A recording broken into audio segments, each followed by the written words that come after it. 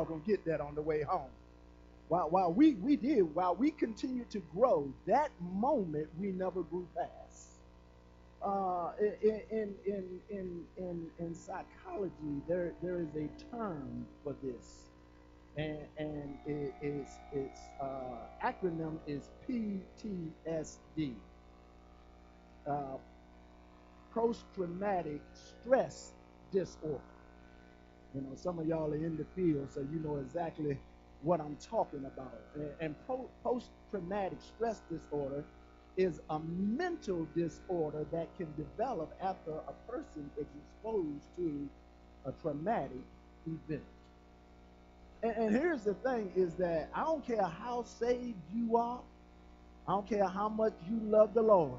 He never told you you was going to live life absence of some traumatic events. As a matter of fact, if you read anywhere in the Bible, you will find it replete with traumatic events. There were circumstances and situations that seemed to be constantly happening that could have caused people to stop. Y'all see, y'all ain't. I told you I don't like when we play church, man. Watch this. Jesus has his own traumatic event before he even gets to the cross, and it takes place in a garden.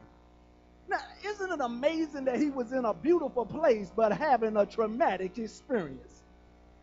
God, life can be beautiful, but it's full of, come on here. Come on, man.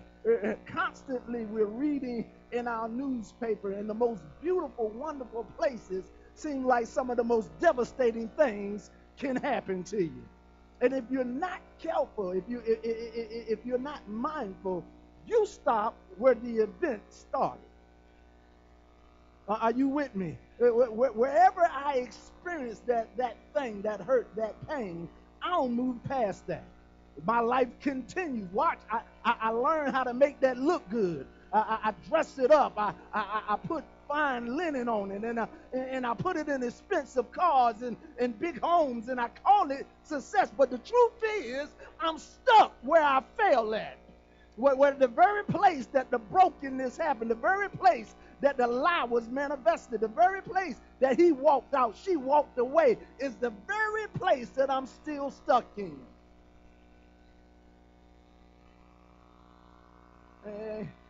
Life ain't full of daisies and every day. Come on here, man. Well, while every day is a day worth celebrating, let's be honest.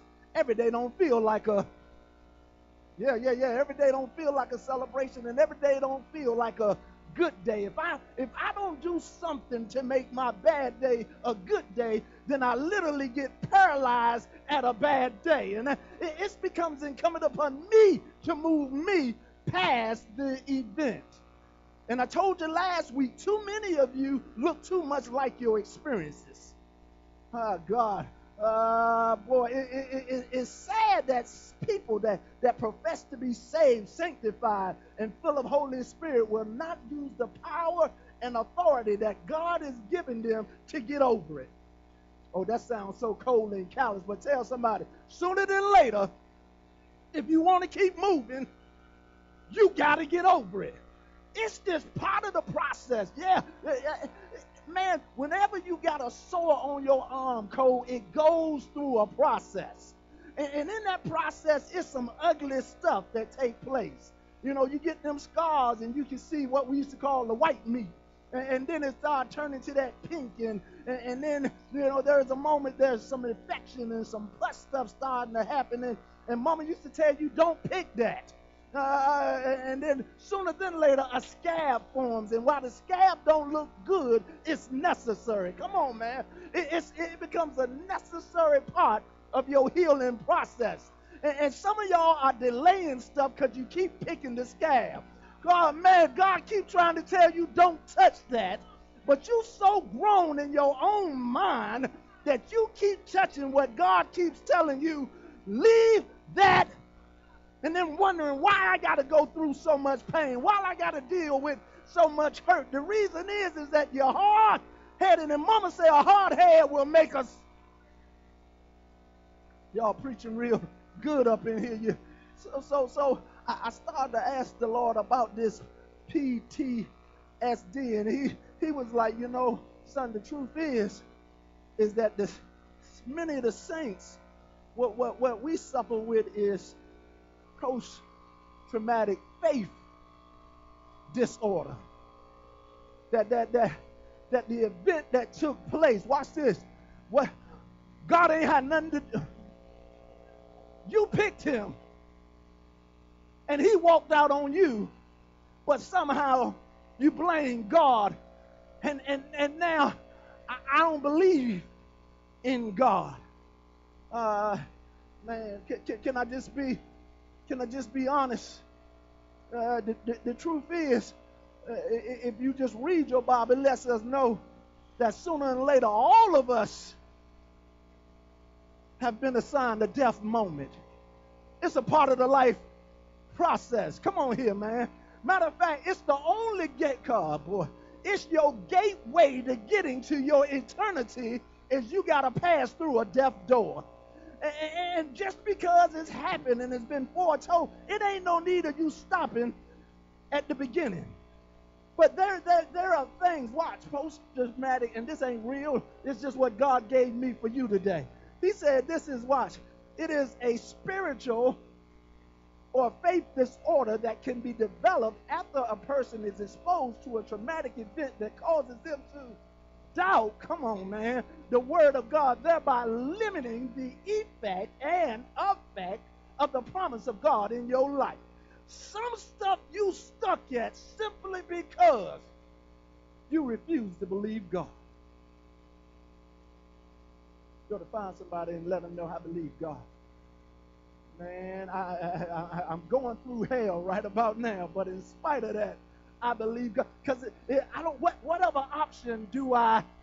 Come on, man. I'm either gonna stop or I'm gonna continue to press towards the mark of the high calling. Paul says, this thing that watch this. I don't count myself to have arrived to be perfect. But he said the one thing I learned how to do is I've learned how to press. Because I understand that as long as I'm alive, stuff gonna go wrong. But Peter told you got an adversary. He's looking to see who he can devour. And understand this, if you stuck in your past, you being devoured. Oh boy, you are losing the benefit of all the life that God has given you to bring forth. All the good that you're supposed and been assigned to produce, you're failing to do so simply because it happened.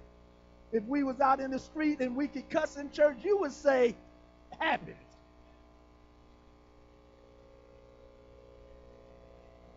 And sometimes, I'm telling you, sometimes we just gonna have to get this thing that stuff happens. And it's not always something that I'm doing. It's not always something that I've done. It's not always something that I'm even responsible for.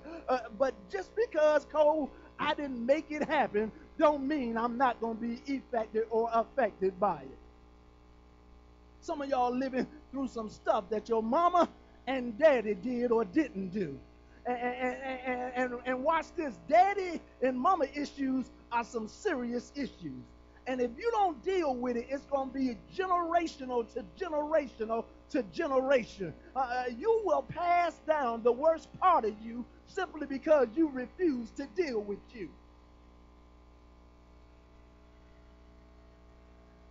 And it's amazing how we project the inefficiencies, the deficiencies, the hurt and the pains, the brokenness that's in us on others. I done learned that I don't want to discover this the same way Jonah did. The book says that Jonah had to languish 3 days in the belly of the whale before he figured out it's out of my own afflictions that I find myself in this place. No, I didn't realize that some of the stuff that my children fighting to get out is because I got them in it. And here's the thing. I stopped and took a look at our family tree, the genealogy of us, and I found out, I was like, you know what? I'm acting just like my mama, who act just like her daddy, who act just like her granddaddy, and I traced the thing back. And I was like, this ain't started with me. It was passed on to me. But I be doggone if it ain't stopping with me. I will not allow my children to be overtaken by the enemy, that I got an authority, a power, and an assignment to cut his head off. You ought to tell somebody some of this stuff is a done deal. I'm about to get unstuck. Yeah. So watch this. I'm experiencing some PTFD. But the question is, how did you get there? So this is the question I want you to. Don't you ponder this for nobody else's life. You ponder this for your life. Ask yourself this: who dropped you? Who dropped you? Who dropped you? Who dropped you? Who was it? What was it that caused you, watch this, that caused you to doubt the only thing that's real in your life, and that's God? The realest thing, watch this, something that was outside of God has become realer to you than God. Let me say that again. Something that was outside of God has become realer to you than God. And the moment you made that realer than God, it became your God.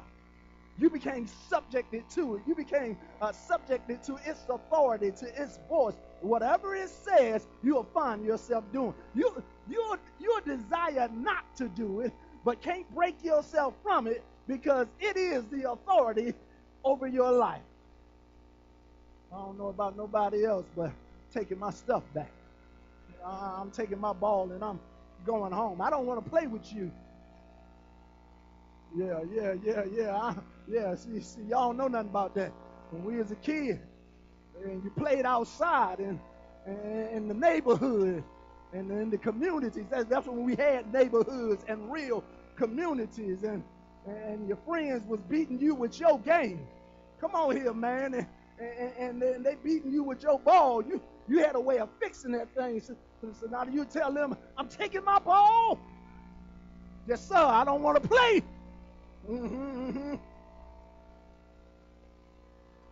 Zion's still like that. He still got that same spirit. He just don't leave nowhere. He just hits reset. Beat him on his own game system. I be doggone. That joker will restart. What happened?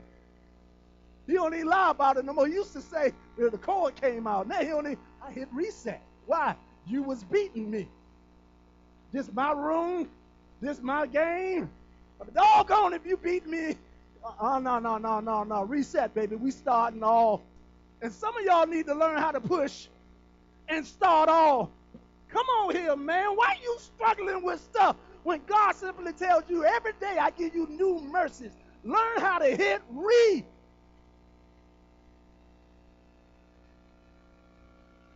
Struggling for no reason at all, because somebody dropped us. So I had to go find me a witness so y'all wouldn't think I was crazy. And I found a young man by the name of Mephibosheth.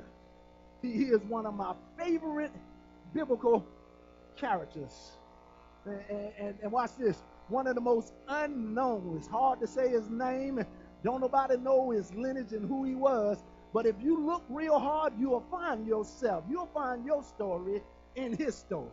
His story starts in 2 Samuel, the 4th chapter. And I ain't going to finish this, so come back next week for part 2. I ain't even rushing. His story starts in 2 Samuel, the 4th chapter. Watch. And verse 4, here it reads, it says, Jonathan, the son of Saul, had a son who was... No, because y'all said I could take my time, didn't you? Thank you very much. Note that whenever the world looks at you, it never looks at you based upon your position. It always considers you based upon your condition. Come on, man. It's amazing that we've been programmed to present our problem before our promise. I've met people and I met watch this, I met their problem before I ever met them. You ever walked up on somebody and looked at their countenance and you could tell, come on, that it was screaming at you about their condition, and you knew their condition before you ever knew them. I don't know your name, but I can tell you, oh boy, where you are, what you're dealing with, and what you're struggling with, because your condition is speaking louder than your position. And it's amazing that the devil will always amplify your condition and try to make you forget your position. Y'all all right? I say you all right. The boy is presented to us. Say before they even tell how they don't even give his story. Are you with me? We in line, first line of the verse. They not even told us what his name is, because they made his condition greater than his name. And that's the kind of world you live in. Because if you ever catch something that you can't get rid of, and it gets out, come on, man. You become known by the person of your disease. As a matter of fact, your disease becomes your personality. Yeah. And if you allow it, your disease will consume you instead of you mastering your disease. What you talking about? See, I was afraid when Pastor K told me, you know, that you got to wrote a celebration of life. And I was struggling. We was in the kitchen, and the thought just, I was just struggling. We've been friends for over 30 some odd years. She's the mother of both or two of my children, the godmother of two of my three children. She want a friend, y'all. This was family. And so you know, I'm struggling, and I'm struggling, and she's telling me that, and she was like, you know, we was talking about her life and how she lived and what she taught us through life. But what the Lord allowed me to see is that she taught me how to die, or she taught us how to die in faith.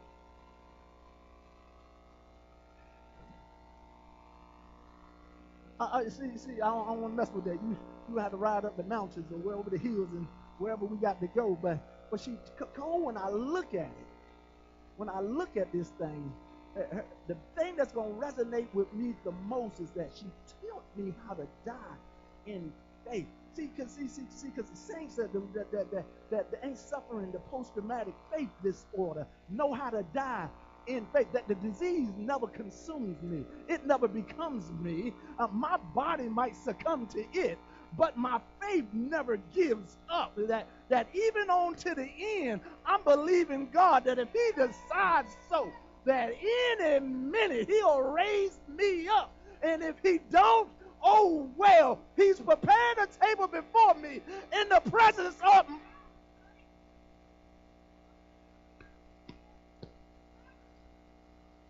It's one thing to live by faith, but it's totally another thing to... telling you, boy, I'm telling you. Oh, boy. Oh, so watch this. The man, golly, slow down, white. All right. Jonathan, the son of Saul, had a son who was lame then. How many? Look, watch. When he was 5 years old, when the news about Saul and Jonathan came from Jezreel, his nurse, watch, look at this. Look at the red. His nurse picked him up and fled. But as she hurried to leave, he fell and became disabled. And now watch this. Now, at the end of the story, and his name was Mephibosheth. That the whole story of his lameness has been placed above his name. So what he suffered, what he looked like, what he was dealing with became more important than who he is. And I'm telling you, some of us are simply struggling because our condition carries more weight than our name. Look at this. Look at this. Look, the book says that his nurse picked him up. And the desire to get him to a safe place. Now, let me just give you some history. Saul and Jonathan are out at war. And both of them are killed in the battle. And the news gets back that both of the king and the heir to the king have fallen in battle. And if you know anything about biblical history, the next thing that was going to happen is that the king that won the battle was going to come to take the castle.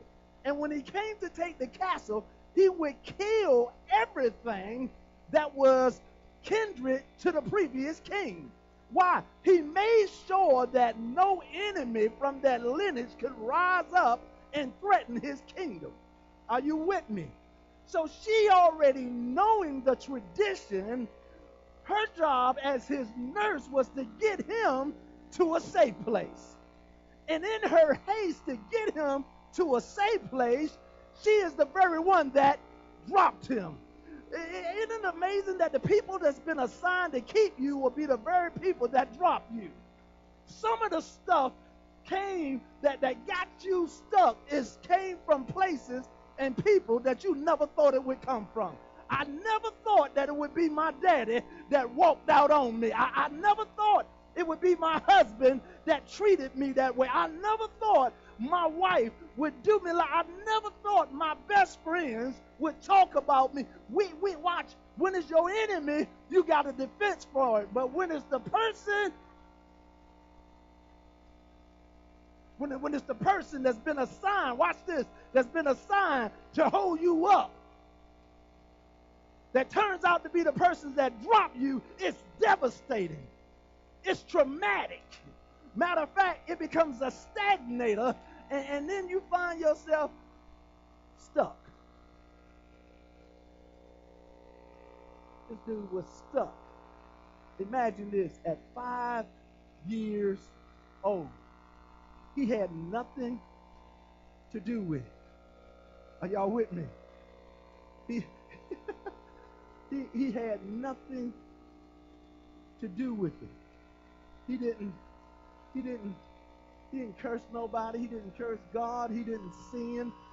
He had nothing to do with it. He trusted the system, oh boy. He trusted the system that had been established to protect you. What do you do when it's the system? What do you do when it's the legal system that fails you? Come on, man. And you find yourself serving time for a crime you really didn't.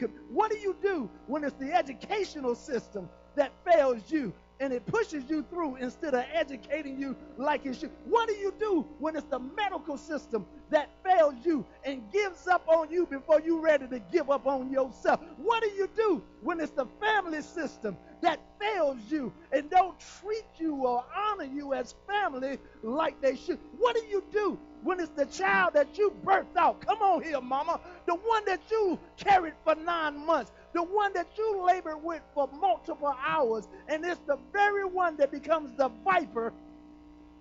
Ooh, what do you do? What do you do when the system fails you? The book said it caused him to become lame in both of his feet. I looked up the word lame, and no matter where I looked it up at, I couldn't find a positive definition for the word. Webster said lame is having a body part, especially a limb, so disabled as to impair freedom of movement. The Hebrew dictionary says it's the word nish, and it means to be smitten, stricken, or smitten. The Urban Dictionary, I even tried to take it to the street, and it says a lame person could be someone who has poor social skills, lacks charisma.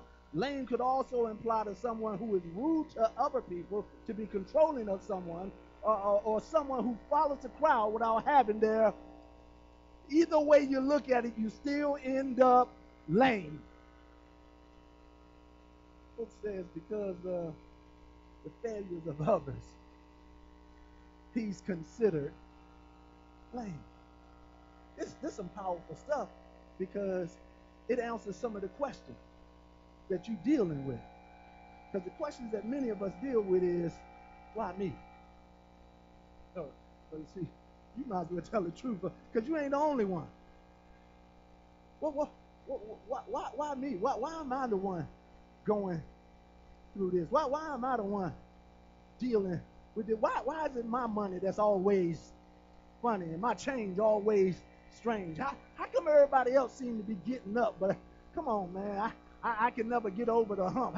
How come everybody else seems to have a good day and all of my days seems to be full of trouble? How come everybody else having a go, but I'm always down? How come the Bible worked for them, but it never seems to work for me? How come when I pray, don't nothing seem to happen? As a matter of fact, my wrong seems to get wronger. That's why me?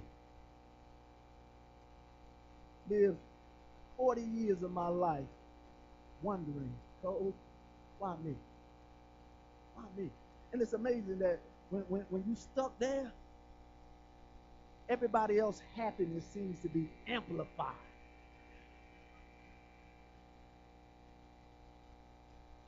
And watch this. Their happiness seems to tick you off. I didn't say the people. No. Yeah, I told you I could testify about me. I don't mess with y'all because y'all figure. I don't get mad at me. My part of my story is, and it's amazing. I had to check myself on my story. Watch this. Part of my story is I don't know my father. I don't know him. There's nothing I can do about it, right? I don't know him. And then, part of my story is that I'm a product of welfare and food stamps. Because we had the food stamps when it was money. I know little pretty cards. We had food stamp money. It was blue, green, and gold. And brown. And then watch this. If you spent food stamp money, they gave you food stamp, yes sir. And remember, they even had the real change. They had some coins that were plastic coins that were food stamp coins. One of them was gray, one of them was brown. Yeah. Some of y'all know. The dime was green. You won't get no money out of them. You gave a food stamp, you got a food stamp. And everybody knew you had food stamps, so you had to have a food stamp book. Yes, sir. And you couldn't just pull it out the book and hand it to them. You had to hand them the whole book. And then, they ain't discreet. They got to hand your food. Why you got to handle my business way up here? Put my food stamp stuff down, because if you do it, you. Everybody ain't got to know we po. Told y'all, I figured out at a later date, we were so poor we couldn't afford the other O&R. We was just poor.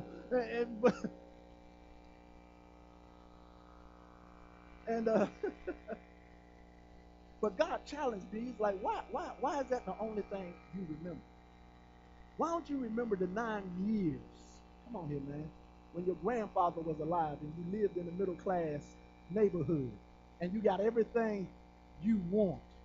Why don't you remember that your grandfather walked off his job and became an entrepreneur before black men were given permission? Y'all don't hear me, man. That the man kept telling him what he was going to do and what he won't going to do. And James White said, well, you know what? I'll take my tools and go home. My grandfather was a brick mason. And after quitting the job, he made more money contracting his own jobs than he ever did working on anybody else's job. So maybe that's why I'm a poor employee, because my granddaddy was a poor employee. And if you make me mad at work, I'm taking my clipboard and I'm going home. And I promise you I'll figure out another way to make sure we all right. But you're not going to keep telling me when to get up, when to sit down, and when to go to lunch and when to come. I don't do that well. Some of you do. I'm not mad at you. Do your thing. It's just something about me that maybe I'm just hard-headed, stiff-necked, and I don't know. I can't answer you, but I struggle 9 to 5, maybe because I don't like getting up at 9. Not sure what it is. And believe me, I'm not lazy. My wife will tell you I'm not lazy. But I am like Frank Sinatra. I like to do it yeah. So watch this. 40 years, I'm stuck. Are y'all with me? Because some of y'all are too. And I'm stuck with daddy issues. Ain't it amazing that a person that I really don't know caused tribulation for 40 years of my life? Don't know the man. If he walked in here today, wouldn't know the man. The only thing they told me is you look just like him. So, if he was a bald-headed, good-looking dude, I might.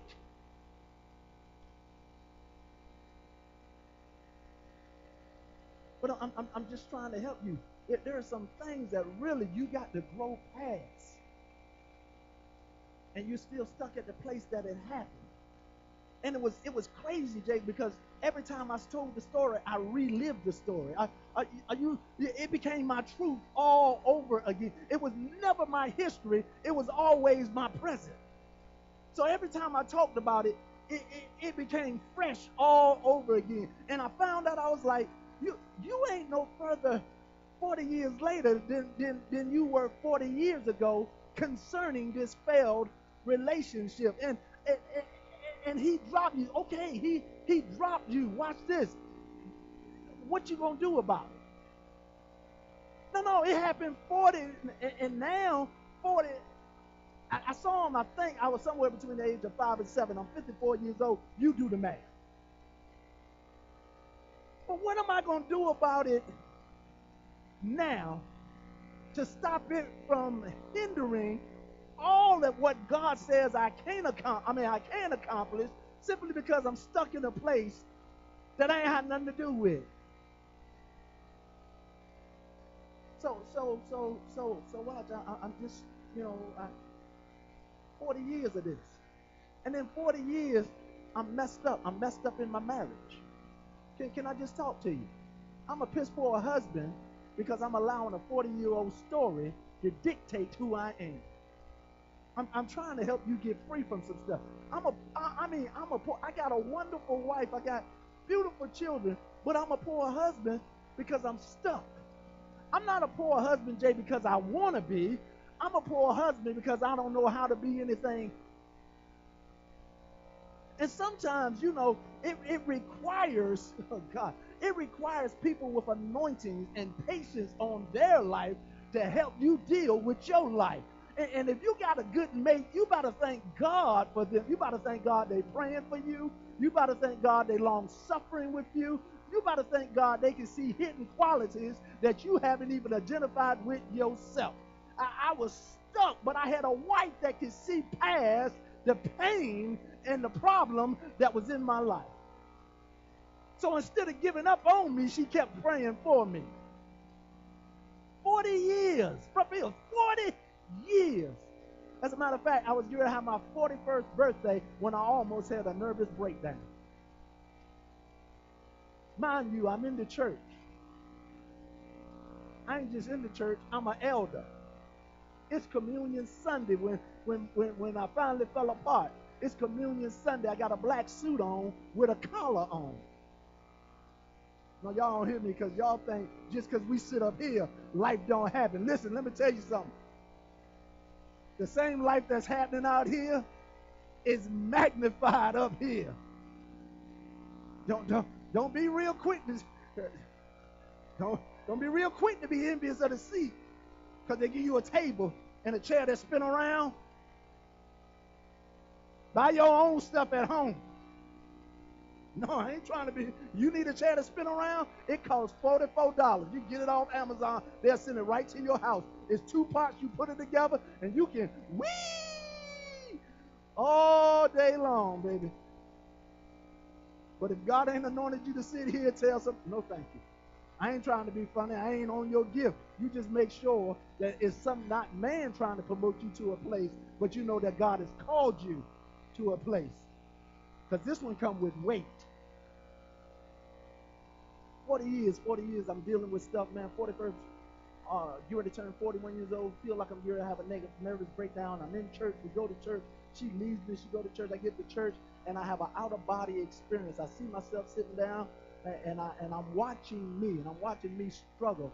And literally, I ran out the church, and the men of the church grabbed me, brought me back in, and that was the beginning of becoming unstuck. But I didn't stop there, because when you finally get a made-up mind, you'll do what you need to do. I went and got some counseling. Y'all don't mind me talking. You see, because you know, I keep telling y'all, I'm Pentecostal, born and raised. Pentecostal people, we cast off everything. You don't, y'all don't know. It don't matter what you had. We putting oil on it. People say Jesus real fast. Somebody gonna hit you on the head. All my Pentecostal brothers and sisters out there, I love you with the love of the Lord. I will never stop being Pentecostal. But watch this. Even if the spirit is cast out of you, you need some help in renewing the mind. Are you with me? Even if watch, because the word says that even when the house is clean,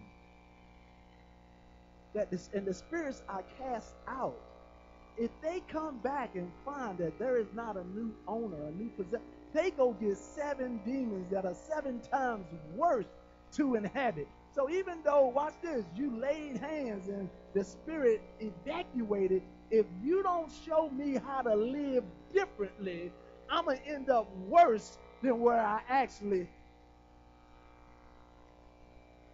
And because I really wanted to change, I went and got somebody that could help me change. And she started walking me through my life. And at the end of the day, the lady told me, she said, you know, you telling me, Mr. White, you hate your daddy. You hate everything he stood for. But I'm listening to you tell me that you're unfaithful to your wife. I'm listening to you tell me you have a son outside of your marriage. I'm listening to you tell me how poor of a husband and money manager you were. And I'm listening to all the things you say you hate. And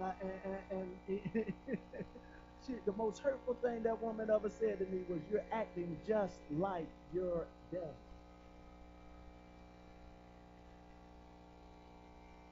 And sometimes to break traumatic places off of your life, you got to go back to some of the most painful places in your life. Are you with me? And watch this. You can't avoid going back. In John, and we just flowing. I told y'all I won't gonna finish this. In John, the 11th chapter of the book of John, you'll find the story of Lazarus. And it's amazing. It's amazing because it's John or is it Luke? Yeah, no, it's John. I think I'm right. Somebody, like, make sure I'm right because I don't want to get nothing wrong. I believe it's John, the 11th chapter. I believe that's right. And in the story, watch this. Jesus knows that Lazarus is going to die. He's having dialogue with disciples, and he tells them that Lazarus, our friend, is sleeping. And they tell him, well, if he's asleep, that's a good thing. That means he's going to be all right. That's right. John, the 11th chapter. Thank you so much. And then you go on and you keep reading the story. He says, no, let me break it down to y'all because y'all ain't get what I'm talking about. Lazarus is dead. And on the way, he says, let's go over to where he is, and they take the boat trip. They end up, but 4 days have passed.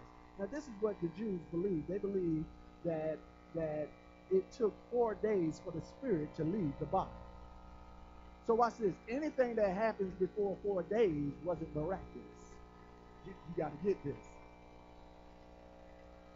So if he would have came on the first day, second day that he was in the tomb and raised him up, it won't miraculous. We've seen that before. But anything after the 4th day is now considered miraculous because the spirit has left the body and the body is beginning to decay. Jesus gets there, and he gets there, the 2 sisters, Mary and Martha. Mary runs out to meet him, and she's You know, if you would have been here, my brother wouldn't have died. Jesus lets us know, baby, I am the resurrection and the life. Here's the thing that you can celebrate about whatever seems to be having you in a place of being stuck, that it ain't over. That as long as Jesus, good God, is still on the throne, there is the possibility of what? Resurrected life. So you know, y'all know the story. He says, come on, come on, come on. He comes in, he runs back, he said, Lord, I know that you're the resurrection, and I know I'm gonna see my brother again in the second coming. And he's, no, you got this thing twisted. We about to call this thing back to life right now. And before I move any further, come on, lift your hands. Lift your hands up right now. Lift your hands high, because I feel this thing breaking up in my spirit today.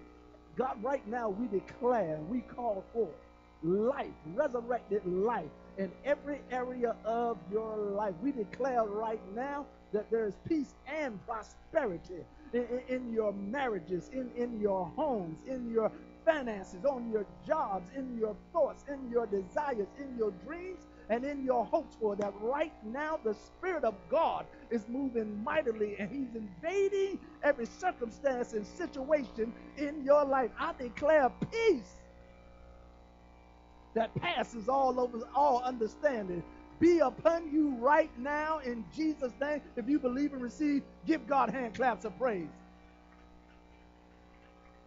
When Jesus showed up, man, I'm telling you, it did not matter what happened previously. I'm trying to tell you that Jesus is still showing up in your life today. And what happened 40 years ago does not matter. What happened in your yesterday does not matter. What happened at work does not matter. Yes, I got a divorce, but it does not matter. Yeah, I've been bankrupt, but it does not matter. I got an unfavorable diagnosis, but it does not matter. Why? Because Jesus just showed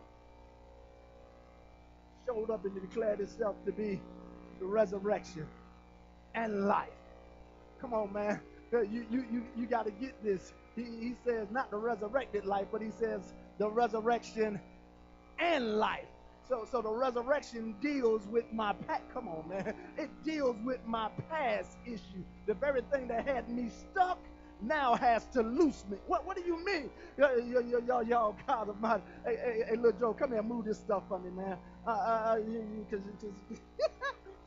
Man, watch this. Resurrection says that the very thing, code that had locked me down now has to loose me. No, watch. No, bring my chair back, son. Leave my chair alone. It's all right. It's all right. Move this for me. Thank you. I wasn't clear in the instructions. I apologize. Leave this right here. Leave this right here. You can throw my towel on the floor, Lord. That's how y'all church out to the visiting pastor. So watch, because I'm getting ready to go home because I feel a shifting coming up in this here. Watch. Joe, he comes into town, and everybody else is weeping. Everybody else is having a pity party because Lazarus is dead. He's the only one that's got the complete understanding that the kingdom of God supersedes anything that's happening in the earth. So when he walks in with a confidence that, watch this, that my position supersedes his condition. Sooner or later, you're going to get that greater is He that's in me than he that's in the world. And my position, the fact that I've been deemed and proclaimed and adopted into the family of God that says I am now a joint heir with Jesus Christ and seated in, oh God, and seated in high places, that it supersedes any condition that's happening in my life. That I don't have to become subject to the condition if I just simply sit in the seat that I've been assigned to. That the condition now become, oh y'all, you missing me. That Jesus says, if you simply take the seat, I'll make your enemies yours. But your problem is that every time He tells you to take a seat, you keep trying to tell Him why you unqualified. Have a seat. I would, but I'm a hoe. Have a seat. I would, but I'm a liar. Have a seat. I would, but my mind ain't right. Have a seat. I would, but I got a sickness and an affliction. Have a seat. I would,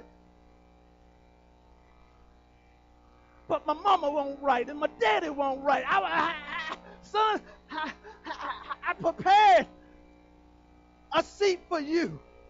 And I seated you in the heavenly places to sit as a joint heir with your older brother, Jesus Christ.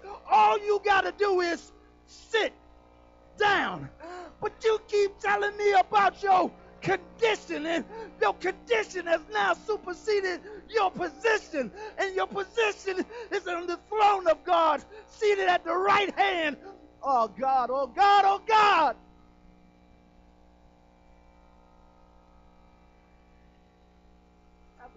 But I'm a poor husband. Have a seat, but I don't treat my children right. And you keep coming at him like you don't know that he already knows. Well, I knew you in your mother's, but I predestined you. I've justified you. I've made you worthy to sit where I've assigned you. Don't tell me about your problem. Will you be made whole? He tells them, Cole, when he comes in town, he gives them one instruction. Show me where you laid them. And it's amazing that so many of you have dreams and you have hope for us and you got vision plans. But you can't move in what God has called you to do because you're still stuck where you've been. And God doesn't care where you've been. But because he knows you can't move it, today he's telling you, show me where you laid it. Show me where you lost your gift. Show me where you lost your faith. Show me where you lost your hope for. Show me. Why? Because wherever it is, I'm sending resurrection, good God, back to it. And I'm going to breathe breath in it that you can live.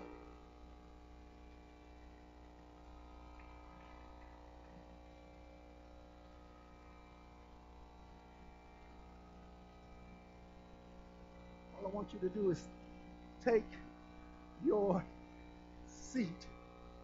And you keep struggling with it because I ain't never had nothing this nice before. This can't be for me. Take your seat. Nobody's ever been so nice and so kind to me. I don't even know how to deal with all the love that I'm receiving. But just simply take your seat. You don't understand where I was last night and what I was doing and who I was doing it with, and I'm not worthy to come into your presence. And I just keep hearing him telling you, Cole, to take your seat. And if you ever just get bold enough to understand that it's really not about you. Come on here, man.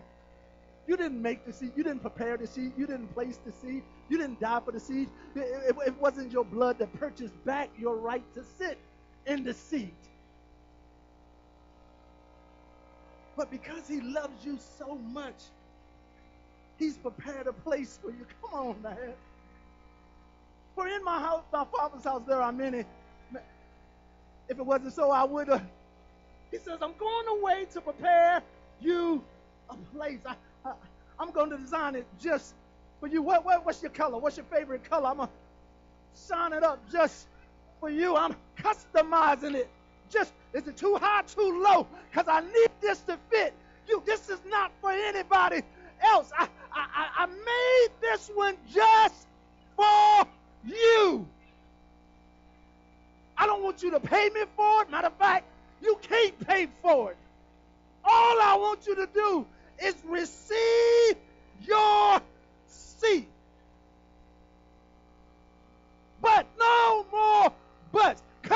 me, all ye that are labored are heavy burden. He said, I'm going to give you rest. Take my yoke upon you and learn of me. My yoke is easy and my burdens are light. All I need you to do is take your seat. I'm tired of meeting your problem before I ever meet your person. I'm tired of meeting your condition. Come on. Before I ever see you in your right position. I'm telling you, if you stop doing life in reverse, because you're trying to be a human being with a soul, having a spiritual experience, and the truth is, you're a spirit being, possessing a soul, living a human experience. And the greater part of you is not your humanity, it's your deity. And if you ever put the God part of you back in control of your life, I'm telling you, life begins to look totally different. What you thought was a failure now becomes a faith move for the greatest opportunity. Oh God, what you thought were closed doors actually become petitions between you and your enemy.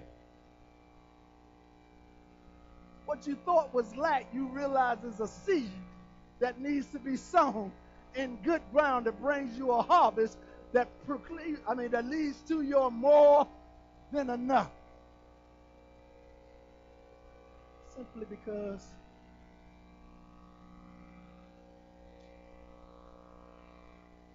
don't break your seat, just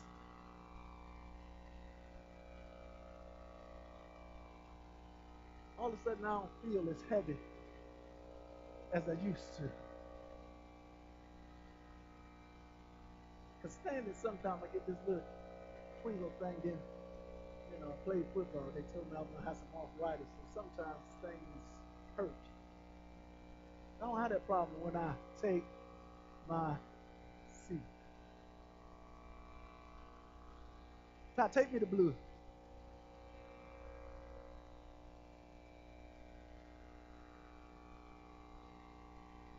Blue is the color of grace. I'm done, bro. Blue is the color of grace. And I feel the presence of the grace of God.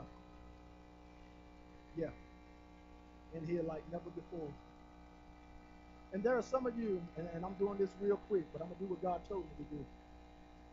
Can't tell you how long I can do it, but I'm going to do what God told me to do.